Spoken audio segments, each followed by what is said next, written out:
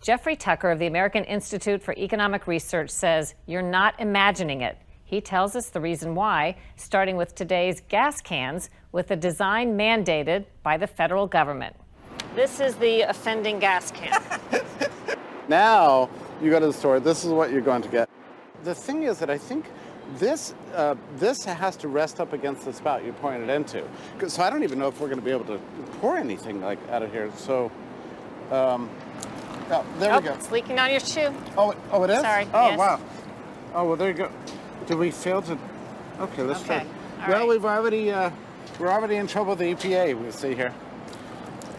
All right, now, here's the idea. Okay. Now you can see that we're not actually getting that much.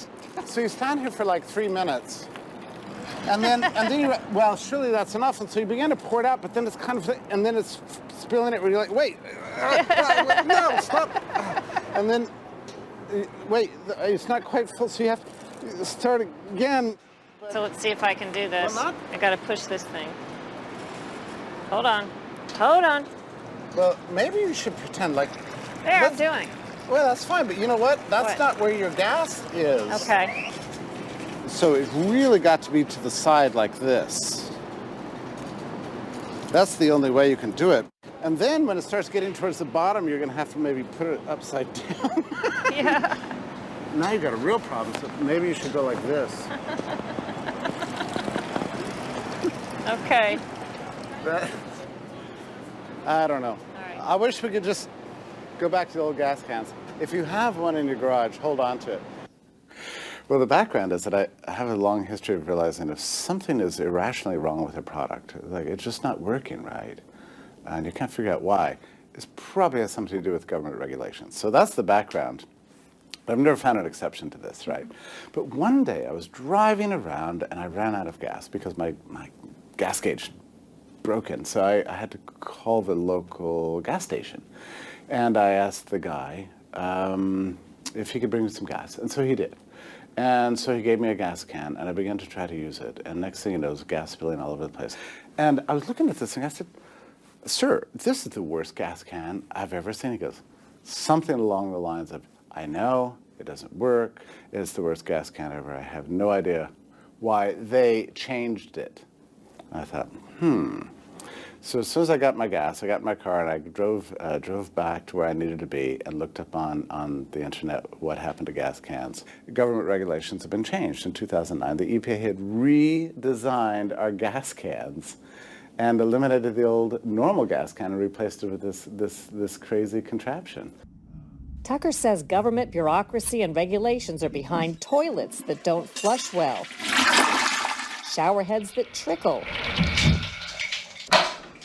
light bulbs that don't light right, laundry detergent that doesn't clean well, dishwashers that leave spots, and water heaters that don't make water hot enough.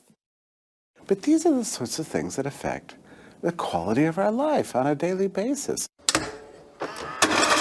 Does your ice maker actually make ice? Does your iron work? And this is all because of these regulations. Isn't it strange how much regulations sort of secretly control all the things we use in our life, and we don't even know it? And they'll never roll it back, so they never face any real pressure. So there's no way to revert it. Whereas normally in private enterprise, if you design something that doesn't quite work right, people stop buying it, and that's the end. So there's a mechanism that corrects for errors. But when government's doing it, we don't seem to have any way to fix it. What would you say to people who say this is all a well-meaning effort to protect us from dangers and to protect our environment, and this is all for our own good? I think they believe this. These are well-intended. The problem is that the bureaucrats have inordinate power. And if they make a mistake, there's really nothing that can be done about it. We end up having to spend the rest of our lives like working around them. And I don't think that's a good way to live. We used to have gasoline cans that worked well. And then we created this innovation that doesn't work as nearly as well. Isn't that so strange? It's man's inhumanity to man, I tell you. It really is. Tucker says in the same way you can count on government bureaucrats messing things up, you can also count on free enterprise to correct things. There's apparently quite a market for adapters and contraptions to make the government gas cans work better.